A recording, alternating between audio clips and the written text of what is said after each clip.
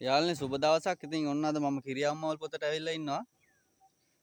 කිරියම්මවල් පොතේ ඉතින් යාළුවනේ දැන් වාහන නතර කරනවා නම් ටිකට් එකක් ගන්නවා මේ ලග්ගල සභාවෙන් තමයි කියලා තමයි කියන්නේ.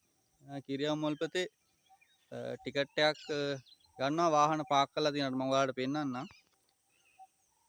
මේ මෙතන තමයි මෙතන මේ ඔයාලා කලින් ඇවිල්ලා තියෙන අය නම් දන්නවනේ.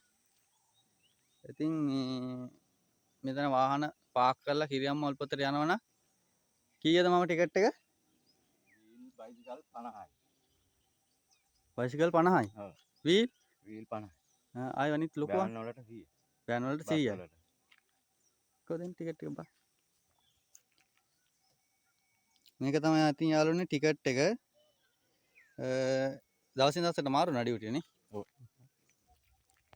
ඉතින් ඕම තමයි ටිකට් එකක් අය වෙන්නේ. ඉතින් මේ දැන් එන අයට ටිකට් එකක් අරගෙන තමයි වාහන වලට නේද?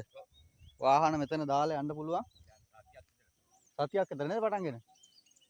සතියක් විතර පටන්ගෙන තියෙන්නේ.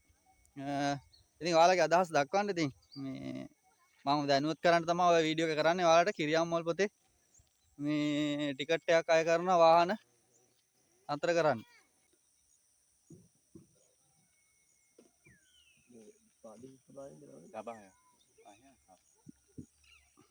අපි ඉතින් කියන එක කරන්න එපා රස්තාවනේ අපි. ඔව් ඒක හරි. දෙකක් දීලා තියෙන්නේ. දෙකක්